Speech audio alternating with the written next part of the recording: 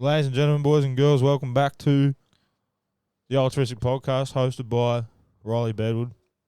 Yeah, it's me today. I'm just going to be a puppet. I'm just going to sit here and he's going to interview me. Riley kind of put his voice forward and said that he wanted to Man. have a go. Yeah. Get the feet wet and actually have a go at interviewing. Yeah. So what best to fucking use me as a test dummy, I guess. Yeah, might as well get some more out about you. Yeah, and in the process letting the people figure out what Noah does and what Noah is and how Noah works. I mean, what is it? We're on the fucking 4th of the 3rd, 2022 at 1 o'clock, 1 past 4 in the RV, watching a bit of the Optic game versus Seattle Surge. But anyway, Mr. Bedward, I'll throw it over to you. Just put out some thoughts that you had and why you wanted to start and why you wanted to interview me and why you want to learn how to do it. I wanted to do it just because, like I said in the second episode when I was on, eventually move into possibly a co-host role or a reoccurring guest on the show, podcast, whatever we're going to call it. And just, getting more information out about you because, you had about 35 minutes, which was, got information out informative, about you. yeah, but definitely not. Yeah, compared to the 2-hour-long ones that we've been having. It's Definitely not what the people, I guess, could hear. Yeah, a lot more that you could share. Yeah. We might get a bit, I don't know. I guess we're going to take many routes in this conversation. Yeah. Just to give a bit of a heads up. Shit might get pretty fucking hectic, I reckon. Yeah, it will. It will. I mean, if you're joining here off the last episode that was uploaded with Murdo, that was pretty informative. And the one before that, which was Jack. Yeah. That one was really informative as well. Have you listened to Jack's? Yeah, I've listened to all of them, yeah. Yeah, what do you think of Jack's? Oh, fuck, man, it was... Yeah? It was something else. Yeah. It was... That was what I was trying to get, really. Yeah. That's what I want the podcast to be like. Yeah. But obviously with some people, it takes a bit of warming up for someone to really talk about their demons. But Jack is really good with that. He's an open book. Yeah, it was really, really interesting hearing all that. Because, I knew... You knew it. Yeah. But you'd never... Yeah. It's nice trying to break that stigma, trying to get people to talk about it, seeing one person do it. Maybe you can do it too, Yeah.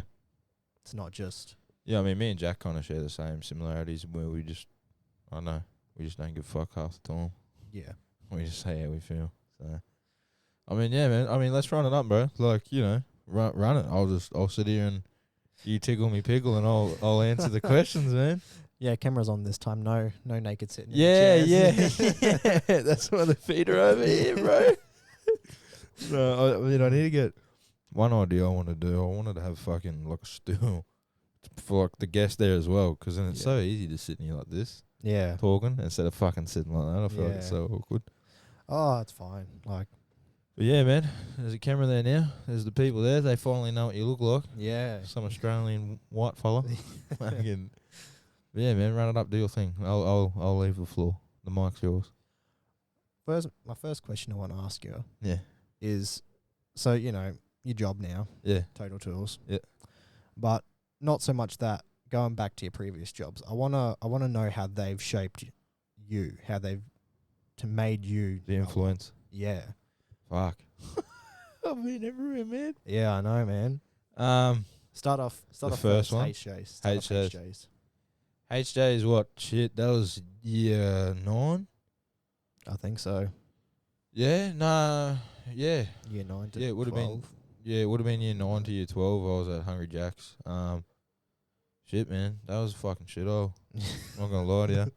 Oh, man. I mean, everyone sitting out there. It's pretty typical. Yeah. Australian kid gets a job at either Red Rooster, KFC, Hungry Jack's, Macca's, just generic shit, or a fish and chip shop on the weekend. You know how it is. All Woolworths, Coles, just shit, man. I mean, you work. It feels like you work hours, but you do fuck all. I mean, I was doing all right. Probably a week I was earning like $450. Yeah, that's all right. Probably like $380. Yeah. And you got to think at the age of 15, that's spending money. Yeah. That's fucking spending money. I mean, It kind of really showed me. I mean, a lot of people say that fast food's a really good outlet, like a way to learn Yeah. people skills as well. Yeah. Like I really kind of dedicate kind of the way I'm able to conversate with people and talk to people and actually understand how people work to that as well. Yeah, I'm the same with. I wasn't in fast food. I was in retail, grocery. Yeah. But, you know, you're still interacting with customers all the time. Oh yeah, and your colleagues as well. Yeah. That's one thing that I found. Like, I don't know, it's kind of cool because I still remember it, man. I still remember, like, fuck, I had my interview, first job interview I ever had. I sat down. She was pretty as hell too, pretty bird. The store manager, she was hot as. And I sat down and she's like, I remember I got mum to write up my resume. Yeah. You know, I'm fucking illiterate almost. I got mum to write my resume up, and because I was a part of the Rockhampton Coin Club, I still am. I'm still a member. Yeah. Mum wrote numismatics, which means collector of coins. And I remember that was the selling point. Look, the lady's like, "What's numismatics?" And because I knew so much about coins, I just started spitting shit. Yeah. Anyway, got the job. And bro, I still remember it like it was yesterday, bro. My first job, it was my first day. It was Tuesday after school. I just finished math. I had all my clothes packed in my bag and I had to walk to work from school.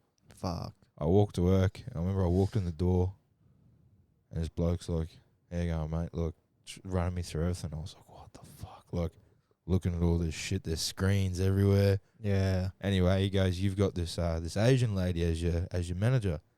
And she wasn't there yet. And he said, "You know, fucking watch out. She's feisty." I was like, "Oh, fuck, all right." Anyway, I think her name was Catherine. Anyone who works at HJ's knows she was a fucking cockhead. Anyway. Yeah, that was like me first introduction to having a shit boss, really. Just straight off the rip, man. Like, I remember she walked in. She was, like, already up to my shoulder. She was small as hell. Yeah. And for 5.5 hours after school, she made me wrap a burger bun for 5.5 hours. That's it.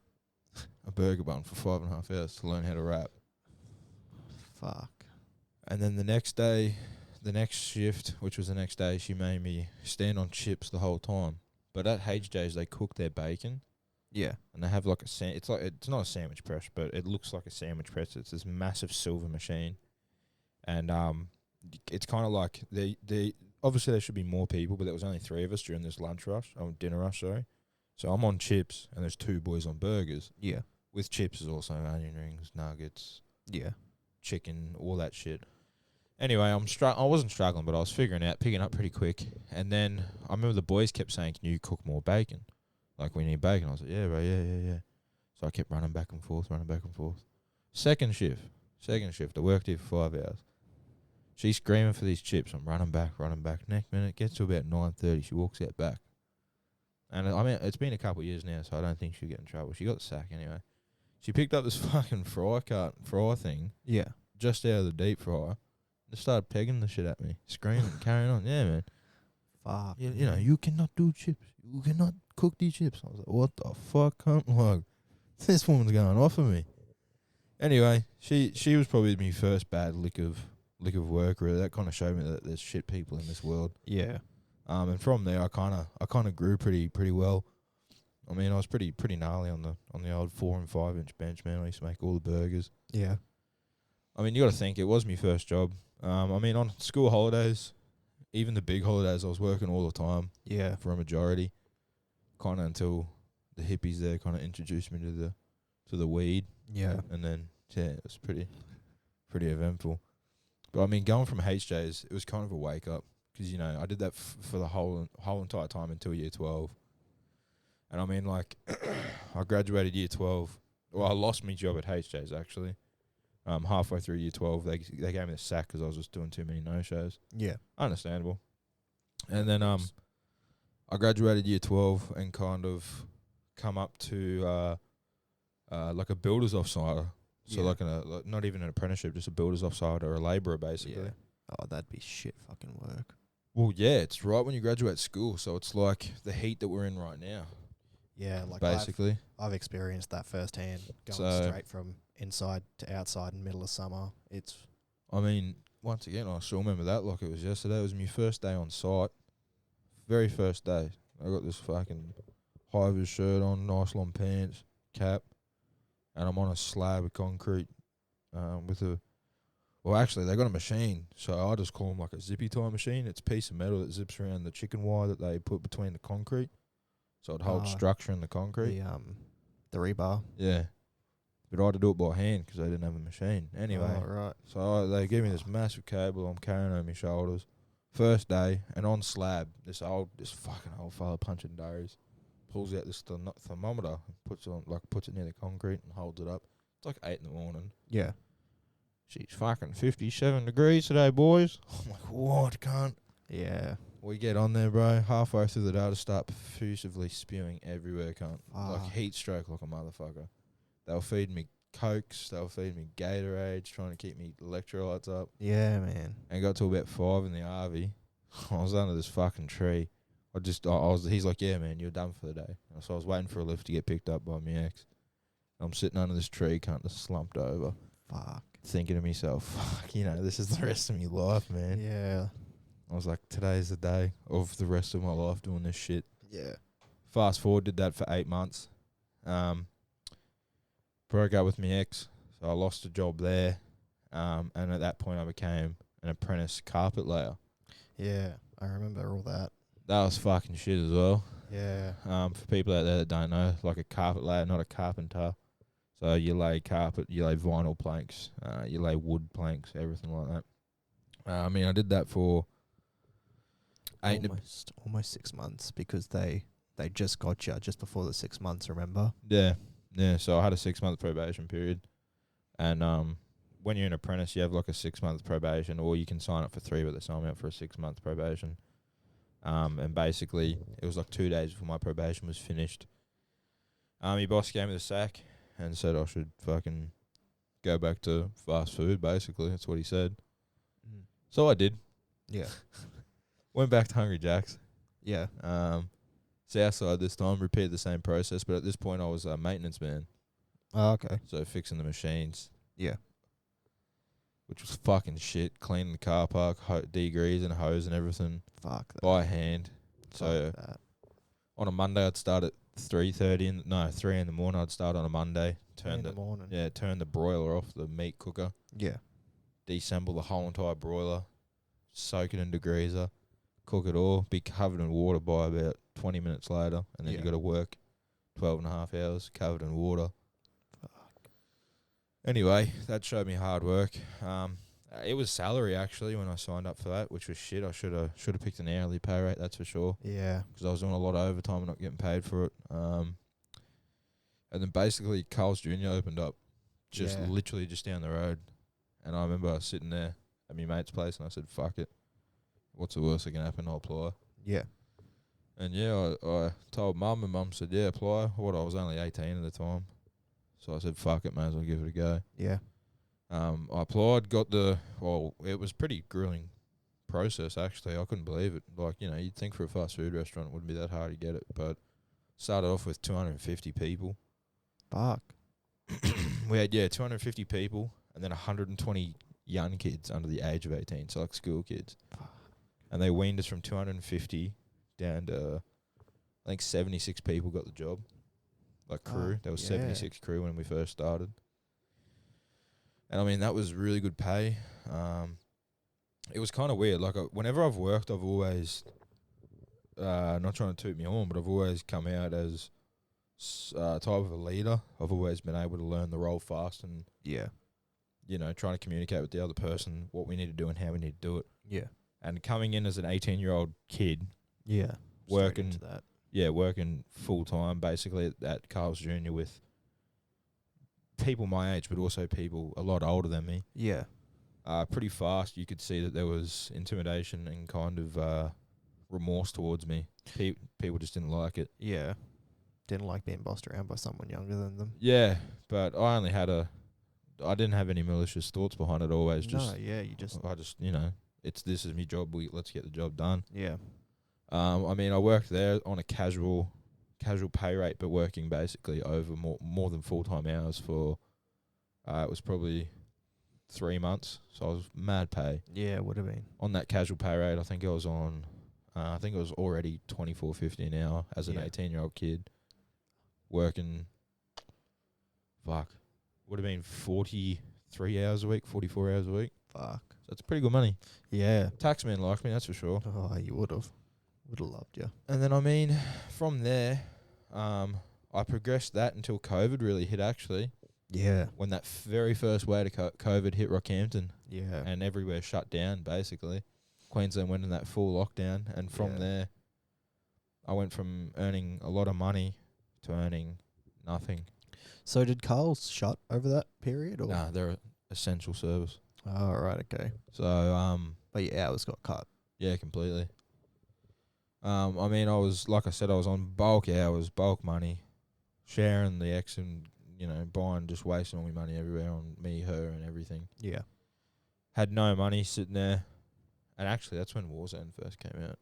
Oh, true. Yeah, that's right. That's how I remember it, because Warzone came out, and I was like, this is going to be a good month of just jamming games. Yeah.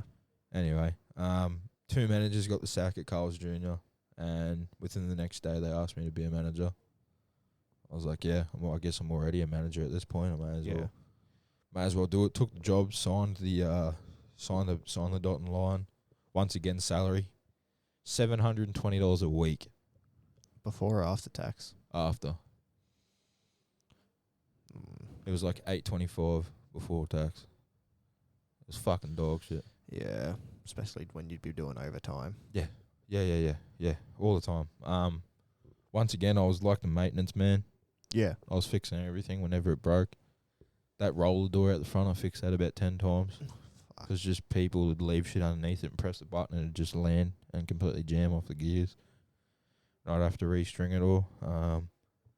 The broiler, the hot top where you cook your pancakes and bacon in the morning. Yeah. I fixed that kind of about 30 times. Dishwasher, etc., etc. I mean, that was my first job that I really held for a long time. That was 2 years. Yeah. I'm only 21 now, so that's the longest job I've ever held. It did teach me a lot.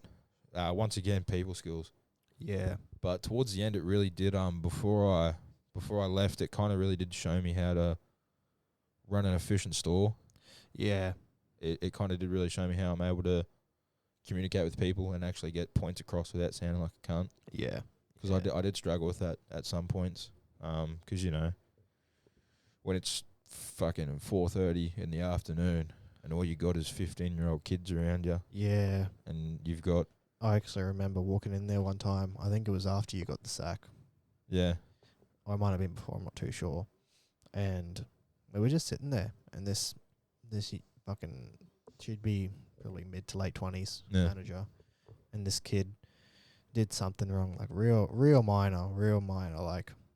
You know, probably wouldn't even really notice it, but she was just on his ass, fucking screaming and yelling at him. And kid would have been no older than 15, 16, just screaming at him. Yeah, that's the thing. It was a very toxic workplace as well.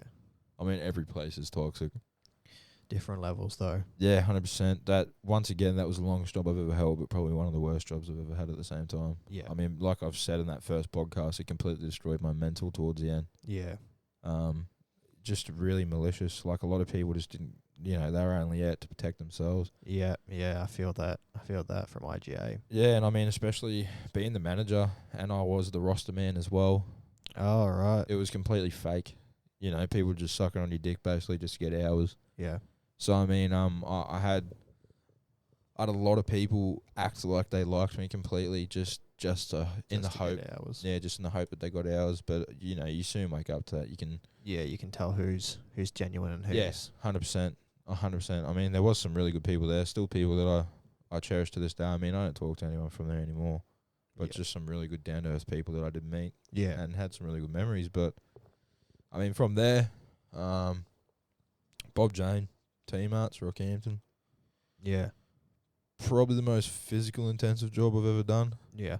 I mean, you know, yourself when you're changing like 50 tyres a day. Yeah. Plus pulling in 100 tyres of stock. Yeah. Upstairs, downstairs. I mean, sometimes it was pretty chill. Sometimes it was dead completely. But them days where it was full on was full on. Yeah. Yeah. I mean, you had an hour break throughout the day and you had a 10-minute smoko and a 10-minute afternoon tea. Yeah.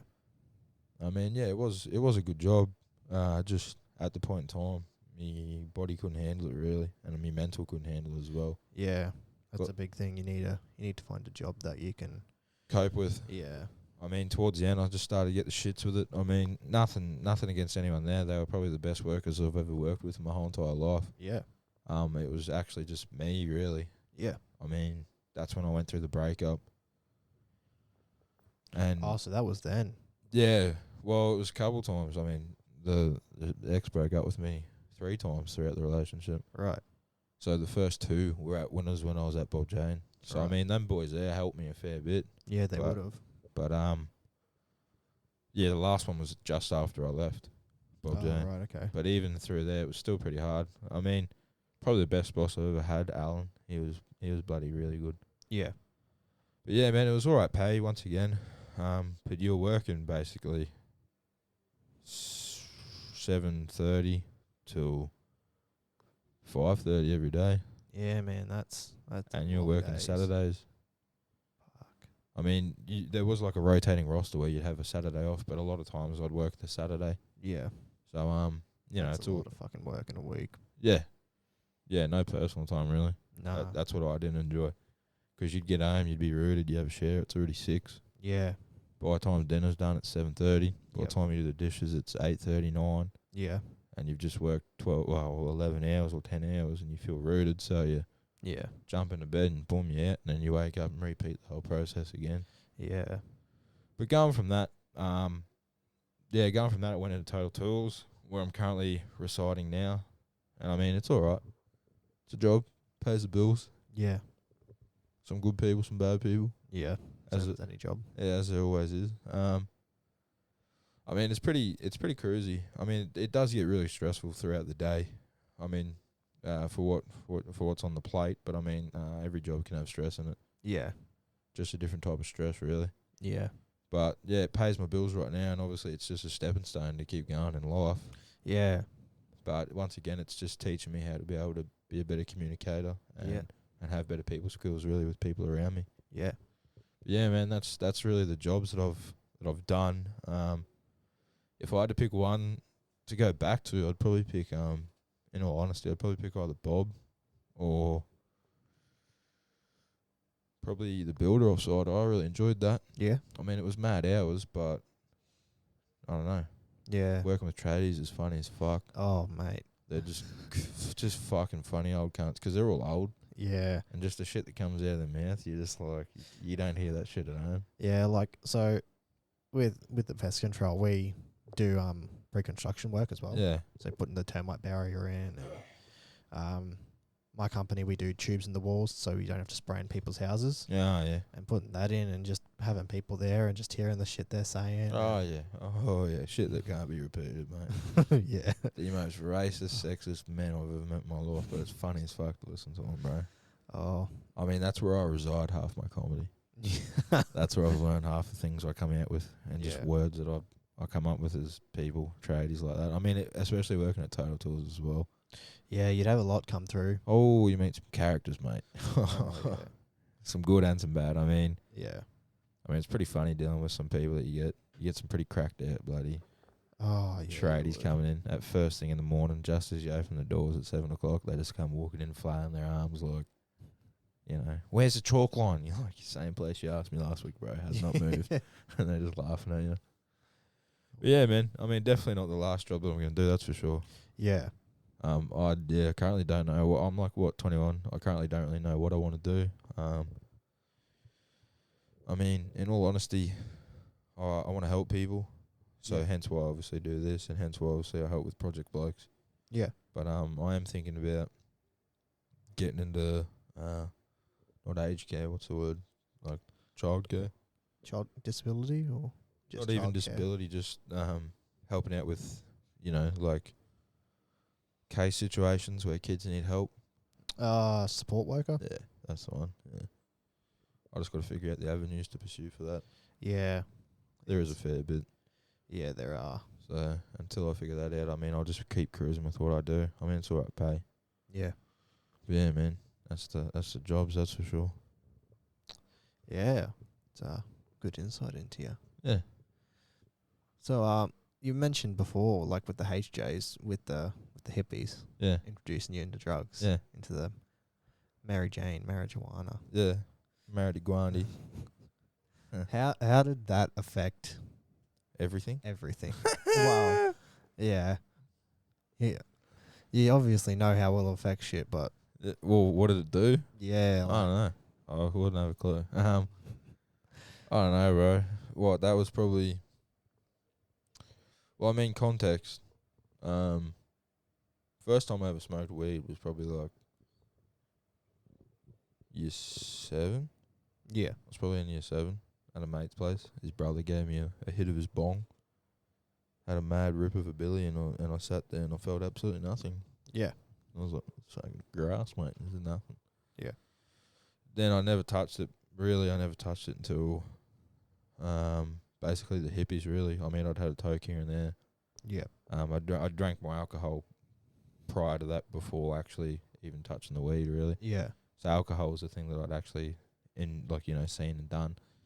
But yeah, the hippies was probably the funniest thing, not gonna lie. I mean, just there was these two fellas, bloody Mark and Liam. I don't know. I mean, I don't think they're in respectable jobs today, so I might as well name drop. yeah. They were just funny as fuck, man. They did overnights because it was 24 hours back in the day. Yeah. So they both worked from 8 till 6 in the morning, Fuck. a graveyard shift. Shit hours. Oh, I mean, I guess it's all right. It's pretty quiet. You just clean. Yeah. But it was funny, bro. Like I remember when I first started rocking up to work, they were just always chirpy. Well, Mark was dead quiet, but Liam was a funny man. Yeah. This skinny little Mary boy, tall as fuck, and you just see him, bro, and he just be smiling at you everywhere.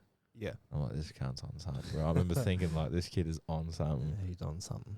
And I remember one day I was like, fuck it. I just, I grew up the courage. It took me a bit, and I said to him, I was like, you boys smoke weed? And they're like, yeah, obviously. I was like, well, can I fucking snag some off you one day? Like, you got any so? And they're like, yeah. And then I remember they bring some in, and shit. What, I'm 21 now, so this is when I was 15.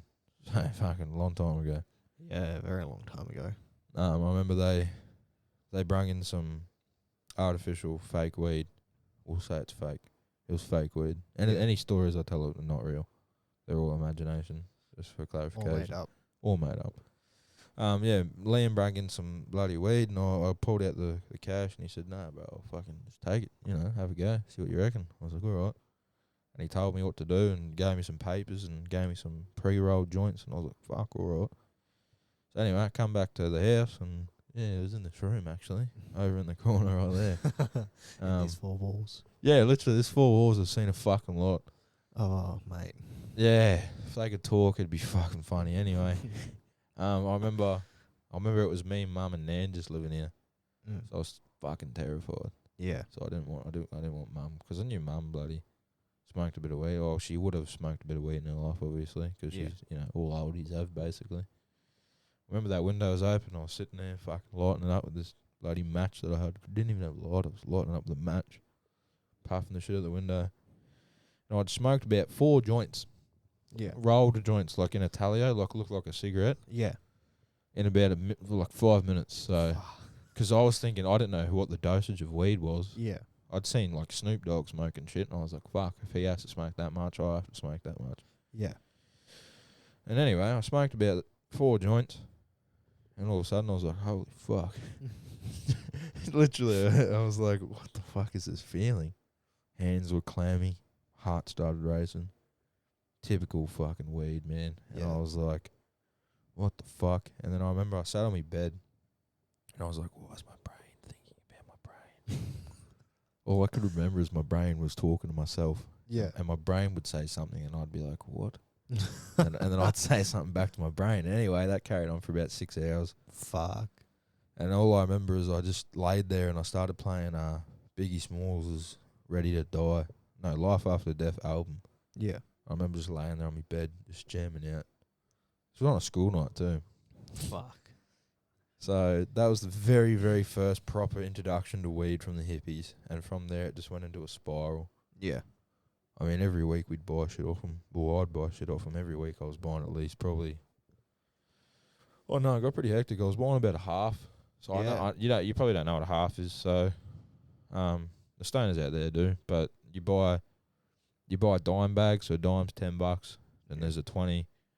Then there's a 50. Then there's a Q. Then there's a half. In a Q, well, it's probably changed now because people are probably cheap as chips. I mean, tight. But when I was dealing with weed, a Q was 6 grams. Yeah. Half was 14. Yeah. And I'd get about 15 because I buy it every week. Yeah. So 15 grams of flour is a fair bit. Yeah. When you think about it. And I'd smoke that in basically about 2 days. Fuck. After school too. Yeah. So, I mean, that kind of grew the addiction to weed pretty quick, man. Like, oh, shit, I was smoking that much. And I was going I was sneaking out at night, actually, because my uncle didn't live here or anything. It was just mum and nan. And obviously, mum lived downstairs, so I'd sneak out about 10 o'clock at night. Yeah. Go over to the boys' house around the corner and just smoke weed all night and then come sneak back home at about 6 o'clock before anyone woke up. Yeah. And then went to school. Just rinse and repeat. Fuck. No one knew. I mean, probably my mates knew, but my girlfriend at the time had no idea. Yeah. Her parents both worked in the courthouse or were ex-courthouse workers. Fuck. So they were proper real straighties. Yeah. So I was freaking out pretty hardcore. I was like, I don't want these people to figure out that I'm smacking weed this much. Yeah. And anyway, I smoked weed for a fair bit, and then I kind of cold turkeyed it for a while when I was dating her, because I kind of thought, weed's not the right thing I should be doing in this relationship. Yeah. Kind of stopped it for a while, and then once I broke up with that chick, I just fucking delve into it hardcore.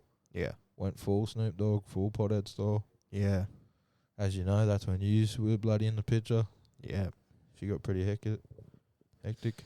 Just remember God of War, 3 in the morning. Yeah, I remember God of War 3 in the morning. That was pretty funny, man, because Ripping bellies. well, it was anything. It was Fortnite. It was fucking COD. It was whatever game we were playing, really. Yeah. I used fucking. I don't know. I just remember I'd be that cooked. I'd be like, "Listen to this, boys." I'd put my phone right up to my mouth and I'd rip a billy through this. Well, actually, I made this fucking homemade billy out of a Adidas sports bottle. Fuck. Yeah, man. And I used to have that L desk in the corner. I'd hit it behind the groove and the L desk in the corner, because no one would be able to get their hands behind there. Yeah. So I'd have to lift the whole desk out of the wall just to get to it. Fuck, right, yeah. So no one's getting in there. Yeah. So that's where I hid the supply and everything. And I'd rip billies out of that all night. And I just remember playing God of War with you boys one night, and I was that fucking stoned, man. There was this one level on God of War. I was that cooked. I painted the picture. It was like 3 in the morning. I was smoking weed all night.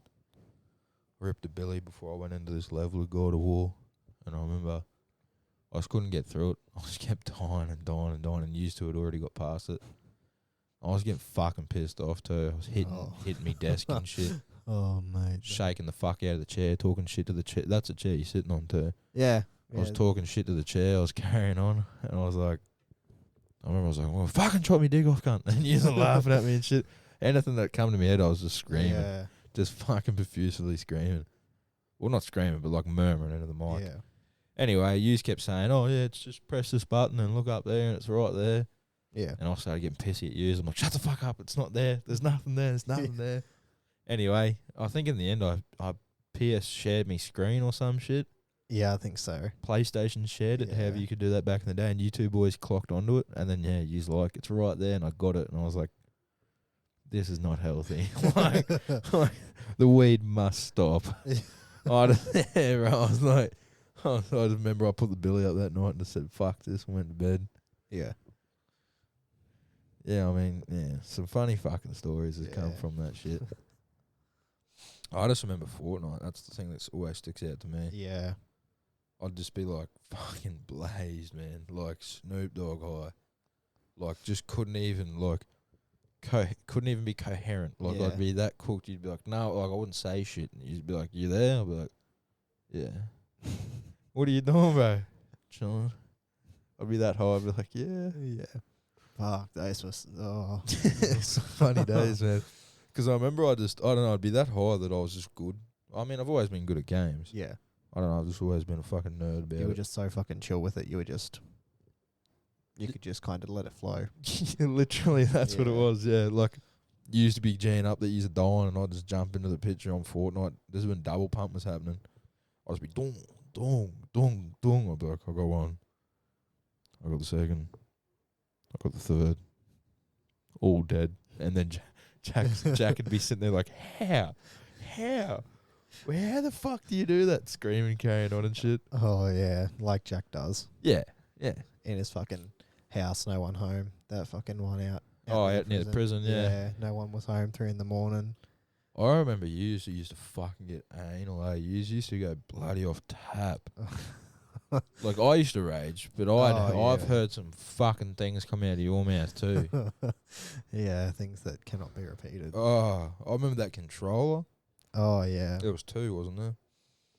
No, I've only had one. Oh. No, there was 2. There was a black one you completely obliterated into a million pieces. Yeah. And there was a white one. Nah, I didn't have a white one. I've never had a white controller. That's Didn't- Jack. Oh, okay, Jack must have the white one. Yeah.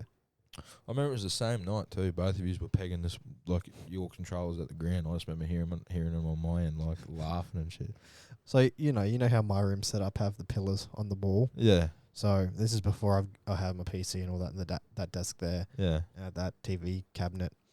So, I've turned around, just had the controller. I've had a spare one, thank fuck, so I can keep playing. And just fucking picked it up, pegged the cunt at the floor, and it's bounced up, hit that metal beam on the roof, bounced back down onto the floor, come back up and hit then that cement pillar there, and then just come back into 1,000 pieces. See, that's one thing that I'll claim is I've never broken a controller yet.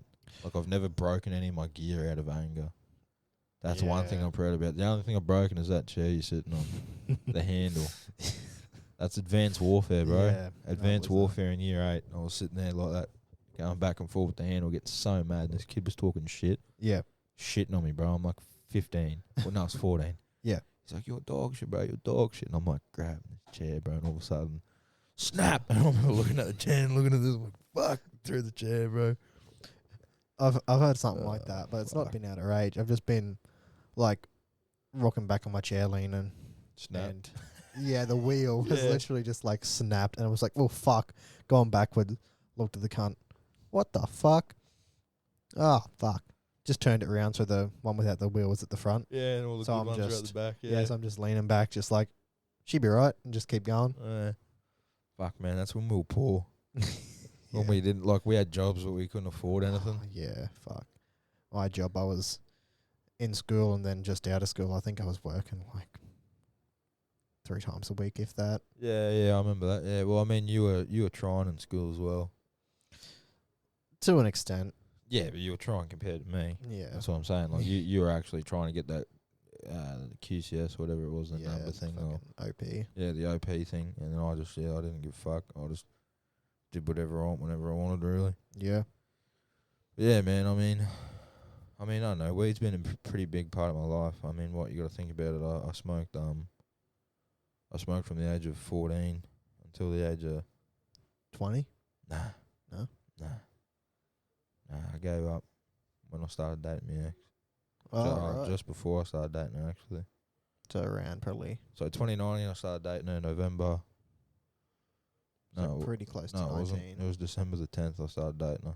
So pretty close to 19. Yeah, that's when I bloody quit weed. Well, So I mean, when my heart finally went kaboom, I stopped it completely. Yeah, I remember that when that happened. That was scary. Yeah, man. Yeah, I mean, just get the snap from you fucking sitting in a hospital bed with a bunch of shit hanging out of me. Yeah. Stuff jabbed in my arms and the fucking catheter and cannula in one arm. There was a saline bag in the other arm. Yeah. I had no shirt on, laying on a bed. Oh yeah, it's fucked. But anyway. No, I didn't die, but nah. Thank fuck. Yet. Yeah, nah, man. Nah, I'm good, bro. I seen the doctor the other day, yesterday. Yeah. Me heart, he reckons it's fucking going better. Losing the weight and going healthy, so he reckons it's bloody. Do you still need that open heart surgery? I mean, I don't know. He reckons it's fixable by lifestyle. Right, okay. He reckons 'cause I'm so young, my body could fix itself, really. Yeah. So he means if he says if it stays how it is, then yeah. But they say keyhole now.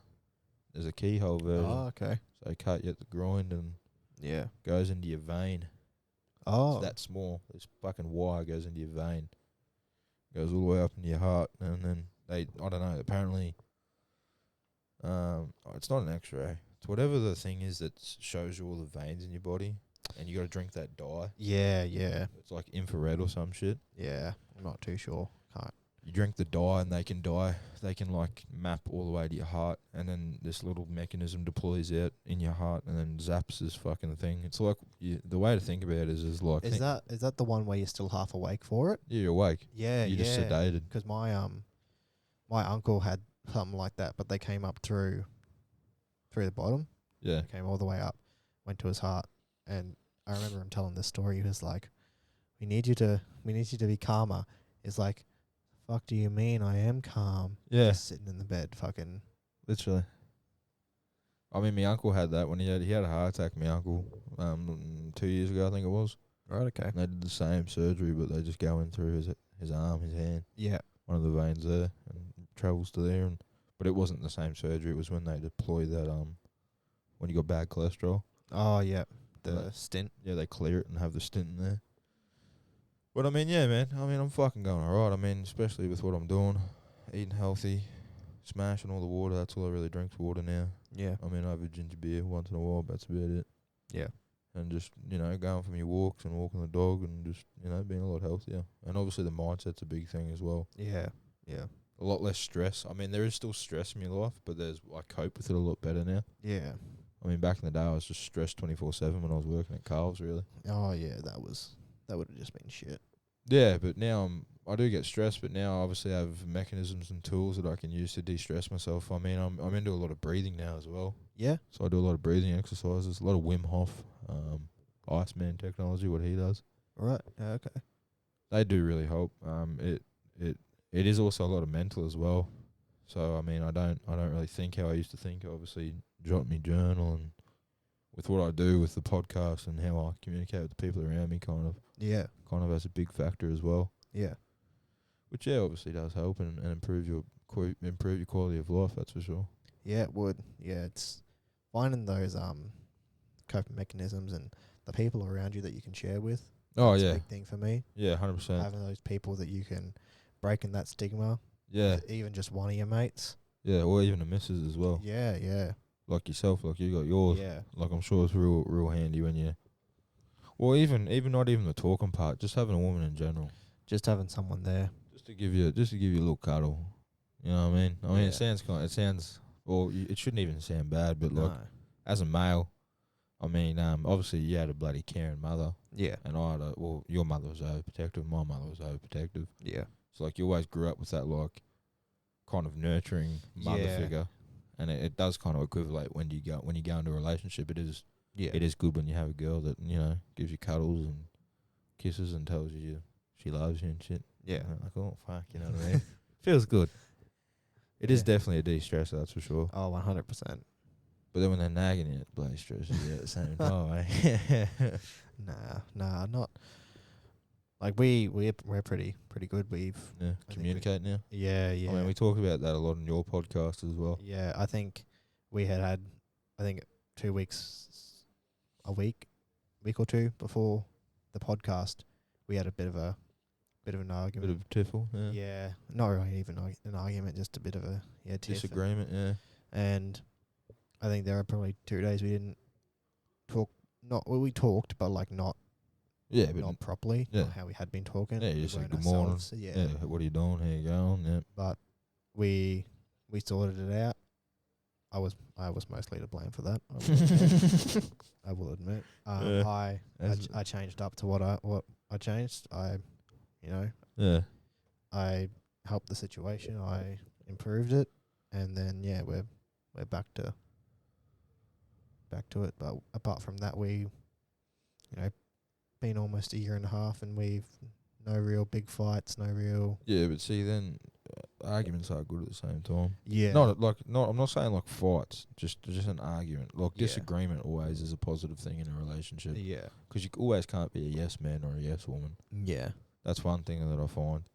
like if you're always compromising for that person, always compromising, then it is kind of Yeah. is kind of a negative thing towards you. But if it's both a two-way street and a pull and a push and a pull, it is a lot more beneficial, and it does help a lot. I mean, it does build the relationship as well. Yeah, like we're very much just, we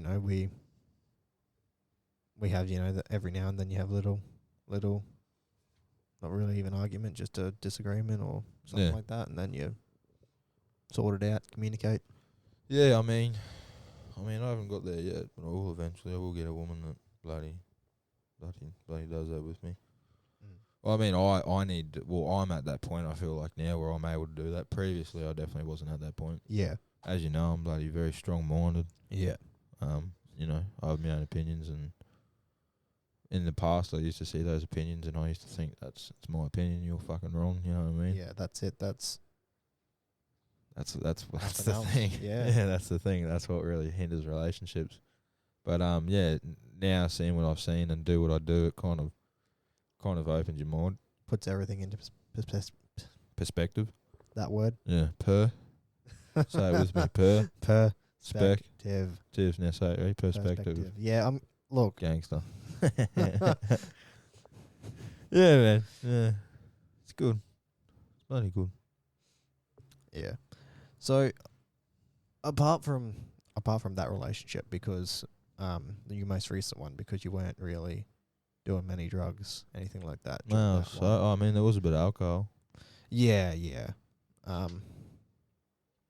Apart from that relation, or even in that relationship too, how did drugs and alcohol affect those relationships? Fucking terribly. Yeah.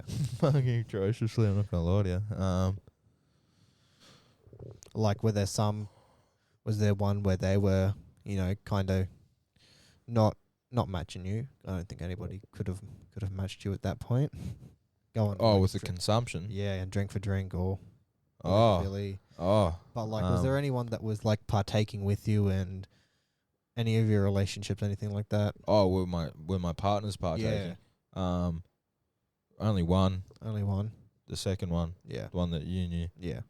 That was the only chick that would partake. And I mean by partake, I mean like puff on a joint. Yeah. Nothing really more. Wait, now I'm thinking. I mean, there have been a bird. There was two birds that I'd not been in a relationship with, like not fully committed in a relationship, but I was entangled with them. Yeah. When I was like 18, at the start, freshly 18, there was two birds that had bloody give it a go. Yeah. But they fizzled out very quickly because of the drugs as well. Yeah.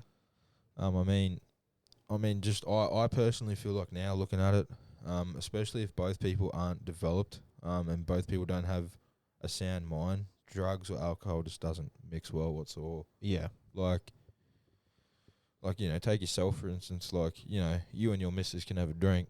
Yeah. And you can bloody have a drink, and nothing bad's gonna come of it. Yeah. You know what I mean? You aren't gonna sit there and abuse each other after you're drunk. You're gonna sit there and giggle and laugh and cuddle. Yeah.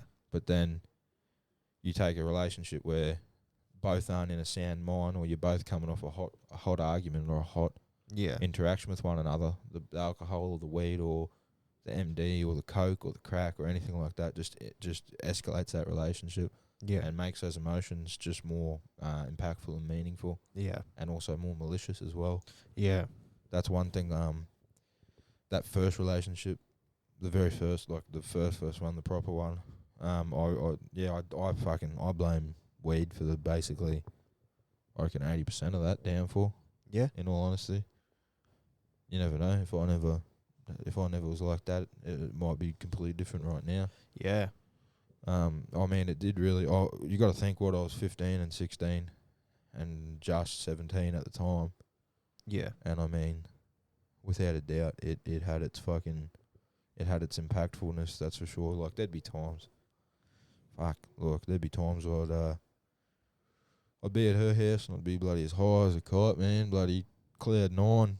And just not even paying attention. I'd just be zonked out of my mind, not even being there in the moment. Yet this girl's gives me a whore, give me 100%. Yeah. And I just wouldn't even be comprehending it. I mean, it was very selfish of myself when now I look at it now. to do what I did and act how I acted.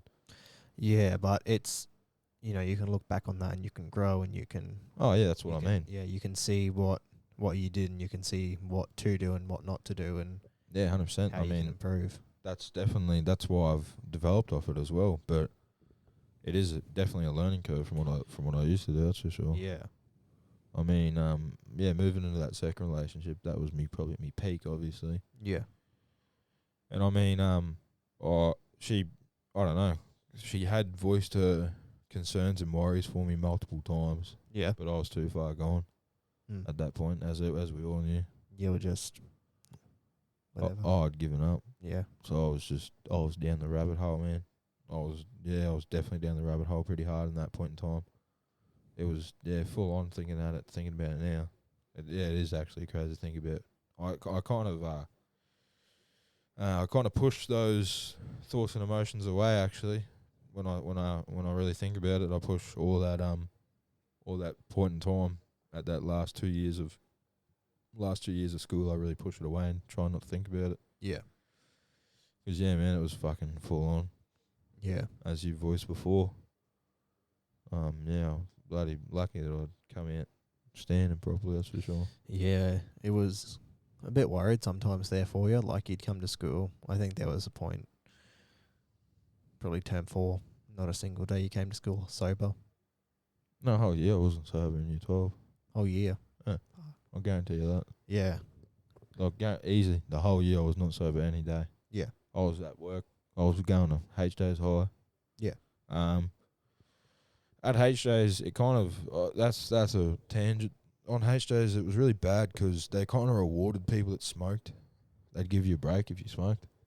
Right, yeah. So that's where I developed smoking. So basically, I first started smoking in year 10, actually. Yeah. Once again, when I was in that first relationship, she had no idea. Yeah. I'd only smoke at work, but when I was at work, I'd smoke probably about 20 days just at work. Yeah. And then that just grew to a habit of smoking all the time. As you boys had seen when we were outside of school, even in school, I'd sneak off and punch Darries. Yeah, I remember one day you were walking up and you just pouch in pocket. Yeah. Pouch in top pocket and... Yeah, in the school uniform. Yep. Walking around, just, whatever. Yeah, walking around with a 50-gram pouch, Port Royals in my top pocket. Fuck, they're tangent, but they're fucking expensive now, eh? Well, they were still expensive back in the day. They Yeah. were back in the day. You could buy a 50-gram pouch of Winnie Blues. I think it was $49.95 for a 50-gram pouch, and the ports were $82.50. And now in today's time, they're like 100 and... Ports $130. Yeah, and that's what I'm saying. And Winnie's for a 50 gram is around 110, 120. That's what I'm saying. It's fucking ridiculous when you think about it for the price of bloody Darries, but I respect it. I like it. Yeah. Darries should be expensive. No one should smoke Darries. Yeah. They're disgusting and they don't help whatsoever. I used to be polar opposite. I used to think Darries were the best thing in the whole entire world. Yeah. They don't do nothing for you besides kill you. Yeah. There's other ways to cope with stress. That's for sure, man. Yeah, exactly. You don't have to turn to any form of substance to... Consumption of substance, no. Yeah. I mean, like, fuck, even Darries, that's even a drug. Yeah. I mean, shit, in that second relationship when I just left school and I was working as a builder off-sider, it'd be a 50-gram pouch every 2 days. Yeah. And actually, there you go. There's the only time that the other partner had actually kept up with me because she was fucking a chimney, man. I couldn't get over how much she smoked. Yeah? Yeah, 100%. She smoked Holiday Blues.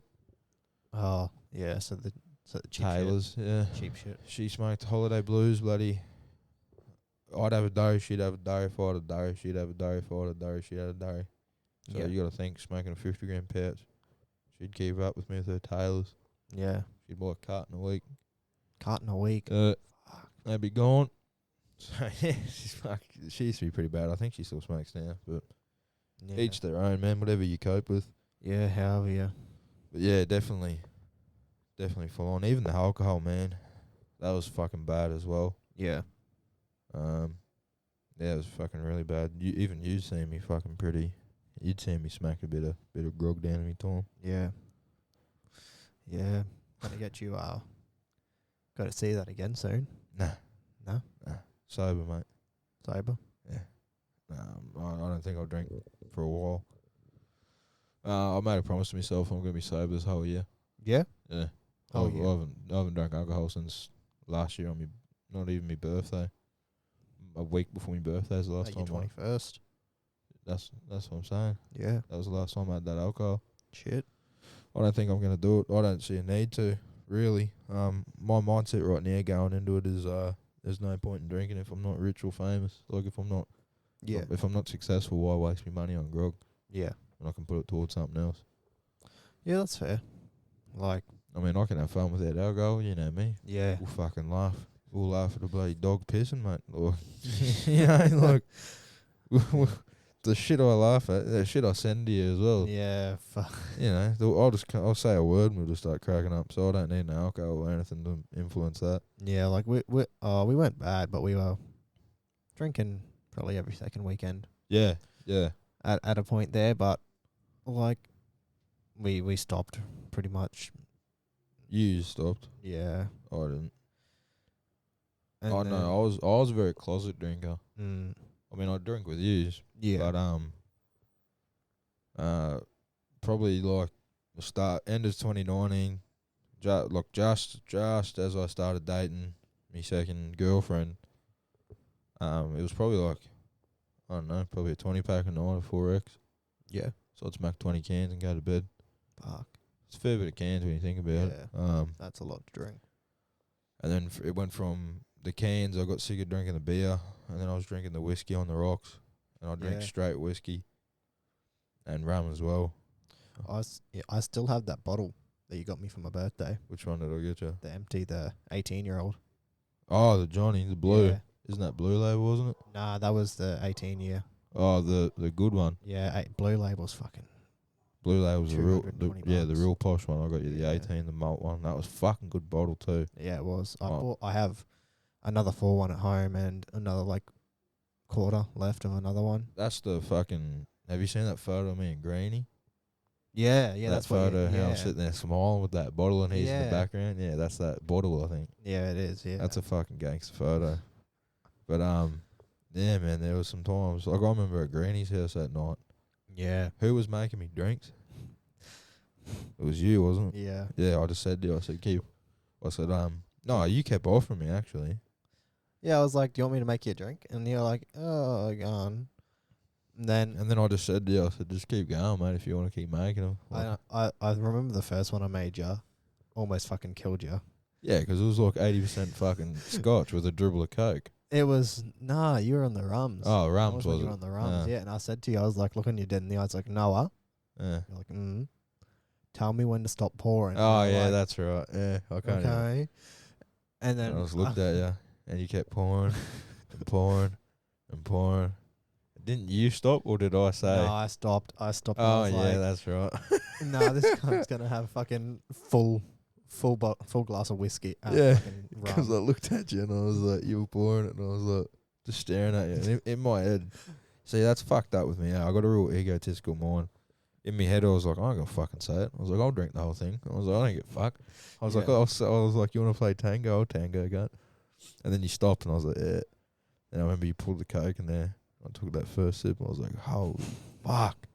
It's like drinking straight rum, gun. Yeah. That bottle was gone by the end of the night. Oh yeah, of course it was. Fucking hell. Yeah, that's what I mean, man. There's no real good times. Like, I mean, I've had good times on alcohol. But relationship wise. Oh, well, even just any-wise. Like, even not even just relationship with a woman, just relationship with the people around me. Like, fuck, man. I remember, well, I don't remember, but apparently in year 10 or 11, when Logan had that party out at his house, Yeah. I got dropped off at home, cunt, and Mum found me on the front driveway. Yeah. Completely maggoted, rolling around. Like, could not stand, could not talk or walk. I was rolling on the front fucking driveway. Yeah. Mum walked out the back thinking that I was some cunt trying to steal shit. Some random cunt. She sees her son just fucking power on the floor. Apparently remember that first Steve won? The original Steve, the fish. Yeah. Yeah, apparently I almost killed that cunt. Like, I was that drunk that I smacked the Steve, hit all the water went everywhere. Fuck. Apparently I was in the bathroom, when the bathroom used to be two, like the toilet was there and the shower was next door before it was that one thing. Apparently I was almost pissing up the wall and shit. Apparently I was fucked, man. And yeah, that was like, I don't know, thinking back at it now, you're like, fuck, that's not good, bro. Like, Yeah. that's not good. I mean, we've all kind of been there to an extent, but that was fucking pretty bad, man. And then probably, when was it? Probably when I was dating my last girlfriend, there was a couple times I was drinking. And yeah, I was not in a right mindset whatsoever. And I was drinking pretty fucking hard. Yeah. And then, yeah, I kind of just was like, fuck, man, you gotta stop. Yeah. Because I remember I drank 6 Tallies. Yeah. So the big dog, the big Northerns. I was drinking like 6 of them a night. Fuck, man. And yeah, looking at it now, I just don't need alcohol. Yeah. Yeah, I just don't need the alcohol. That's why I don't enjoy the clubs. Yeah. I don't enjoy the music. I mean, the Zodiac's alright because it plays my type of music, old school R&B. But I just don't like that fucking doof rhythm shit. I don't think I'd been once, and the only reason I started going again is my girlfriend. Yeah, your woman. She was when we first got together. She was kind of in that club phase. Yeah, going out every second weekend with her friends, and we'd already done it. Oh yeah, like I didn't even really do it. I'd gone out once, didn't really I enjoyed it, but wasn't something that I wanted to keep doing. So I just I still remember yours, cunt. That was funny. That's a story, mate. That's a story. Yeah. We said that in the last one, didn't we? Yeah, we did. For a toilet, Zodiac bathroom. That was funny as fuck, man. And the strippers too. Yeah. I just remember, I was playing pool, and then little Curtis, bro, little fucking Curtis. He's like, just where's Bedward? I was like, I don't know, fucking somewhere. And the bloody security guard's like, your mate fucking Riley or some shit. I was like, yeah. Yes, come get your mate. All I remember is like we walk in there and you're like, Noah, like rolled on the floor, Noah. I'm like, oh fuck. Yeah, because I just kept getting at the goat. I was buying you drinks. I was fine until we until I said keep up with me. Until we walked, so I didn't feel shit, or I was feeling it, but I felt fine until I stopped drinking, walked to the Zodiac, didn't have another drink yet. Because I remember in the line of the Zodiac, you were pretty fucking blind. Yeah. You were swaying back and forward, and I was like, look at me, cunt. And you were looking at me, and I gave you a motivational speech, and I slapped you in the face a bit, and I was like, come on, you're right, mate. I made you walk in front of me to the Secchi. Yeah. And I said, just have your license out, hand it to him, say, here you go, mate. He'll say something, say, yeah, good, mate, and then just fucking walk in. Yeah. I remember I gave you it, I pushed you off, and you walked up. Here you go, mate. Hand the license. Yeah, mate, yeah, how you going, all right? You're like, yeah. Thanks, mate. Just walk straight. And then you walked past the pay lady at the door. Yeah. And you kept walking the strippers, and I turned the corner, and I was like, Riley, come back here. And you come chuggling back. I was like, fuck, here we go. Fuck is that? Bit of rain. Yeah, mate. Bit of rain. Is that rain? Yeah. Is that rain? Yeah, mate. Holy fuck. Thought it was Putin. No, we're fine. We don't have any nuclear power plants. Yeah, that's fucked, eh? Oh, mate. 10 times worse than Chernobyl, man. If it blows up. The amount of... Someone needs... I know they've said they don't want it yet, or they said that they won't do it until they invade other countries. Yeah, someone needs to blow them up. But someone needs to fucking do something. The Ukrainian people can only do so much. Give me a fucking bowl of rum and a fucking and a chicken palm and I'll do it. I'd die straight away. I get shot between the eyes as soon as they see me. See some big white fella running up. Fuck that. I don't even know how to speak German or whatever. They Russian. They'd put a bullet between my head. But anyway. Nah, just run up to them with a bottle of vodka. Yeah, And you'll be vodka. They let me in. I try and act all fucking Russian. Then I get close to Putin, and something would happen. They'd step on my foot, and I'd go, "Cunt!" And fucking just guns come out, bro. This kid's an imposter. Fuck. Oh, well, what a tangent. Yeah, man. Yeah, good times. Good times. Yeah. Good times, but some bad times. But yeah, man. That's how it is. But yeah. Just another thing. yeah. What Elaborate. Spit it. I want to know your highlights from after school. From graduating October to whenever 2018 to right now. Highlights. Just list off some highlights. Some shit that happened. I can't even lift off half the shit because it's illegal, mate. Something that we can say, something that's legal. Oh, fuck, eh? Some shit that you did that shaped you, that you can look back on and say, this affected the way I am today, and this affected my mentality. Probably like I reckon 2019, the start of 2019, when I was cruising with you boys, and like before the relationship, was probably like to this date probably the best year I'd ever had. Yeah, hands down, just the shit I got up to.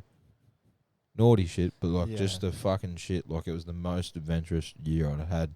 Yeah, and I mean like, yeah, man, me and me boys like the original like the naughty boys that I used to hang out with. Well, I mean we weren't naughty, but we were. Yeah, man, because we were jobless when I got the sack from Ultimate Floor and Extra. I was like, we were jobless, so we were like, fuck, man, we were on the dole, living week to week, and literally like we were never home. Like we lived out of the back of me mate's patrol, and we'd explore the country. We'd been in Mackay. Yeah, we'd come back to Rocky. We'd go to every beach. We'd climb mountains. We'd climb anything, man. We were climbing massive trees. We'd go to Turtle Creek, which is out near Headlow. Yeah. We'd go to, anything, Blackdown Tablelands. We'd just explore, man. It was so good. Yeah. And that's kind of what, that was like the start of, like the thing that sparked in my head, like, fuck, man, I want to create something for people to see. Yeah. That's kind of where, like, the idea of like all this, like Project Blokes and the Altruistic Podcast kind of came into fruition. Like I really was sitting there having all these memories, and I was like, "Fuck, this would be cool to document, really." And I mean, we did, but as I said, a lot of it we'll probably never see the light of day until I'm a fucking millionaire, basically. Yeah, until you can hire fucking best legal team in the world. Yeah, basically, yeah. Until I'm untouchable, and until then, no one will see it. But I mean, that was that whole year, man. Just the shit we had done and the shit we got up to, like. Yeah. I remember trying to think. I don't even know what beach it is at Yeppoon, but it's the one with that massive lookout up the top, and it's got that hippie circle as well. Oh, yep. I know the exact one. And it's like a stone path staircase down to the beach. Yeah. It's in Emu Park. Yeah. It's on the way out to Zilsey. Yeah, yeah. You know how if you look off to your left, there's a massive like piece of rock that's fallen into the earth? Oh, no, I'm thinking of the wrong one. It's you know the one that I'm talking about? Yeah, yeah. Yeah, we used to climb down that rock. Yeah. Like jump across, climb down that rock all the way to the bottom. Ah. We got mad photos too. Yeah. It's when you're going through from Yeppoon to Emu Park the long way. It's just up there. Yeah. Yeah, we used to climb down the massive cliff face in a pair of connies. No protective gear, connies. Climb down this massive cliff face all the way to the bottom and just sit there and smoke weed or just punch a durry or just sit there and talk. Yeah. It was so fucking cool, man. And I mean, like, apart from that, probably the things that really do stand out to me was like just me camping trips, really. Just the trips that I'd taken. Like, especially with my ex, like the adventures that I'd gone on with her. I mean, obviously we're not together, but that's still memories that I cherish pretty hard. Yeah. I mean, we'd gone on some pretty fucking cool adventures together. Yeah. I mean that's things that I still cherish really hard. I don't know. It's kind of weird to say, but yeah, just like the moments that I spent with the people around me, really. Like, I mean, the evolution of I was with these 3 boys for so long, doing so much shit. Yeah. And I got that job, and I had that girl, and then just the memories really that I created with her were probably the standouts up until this point. Yeah. But apart from that, probably recently to date would be obviously the Altruistic Podcast, Project Blokes.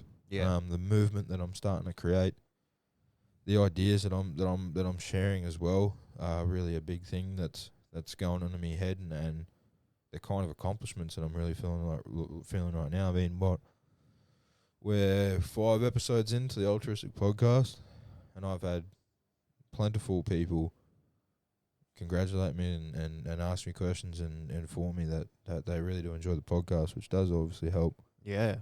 And does obviously give you a good thought.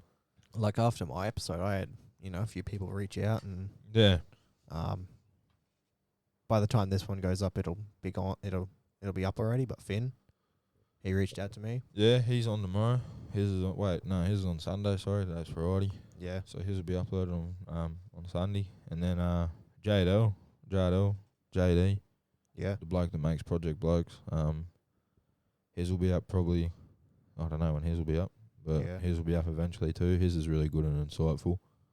I mean, it's just a good premise of an idea, really. That kind of is just a positive thing to listen to, really, and it kind of just gives you insights to people's minds and thoughts.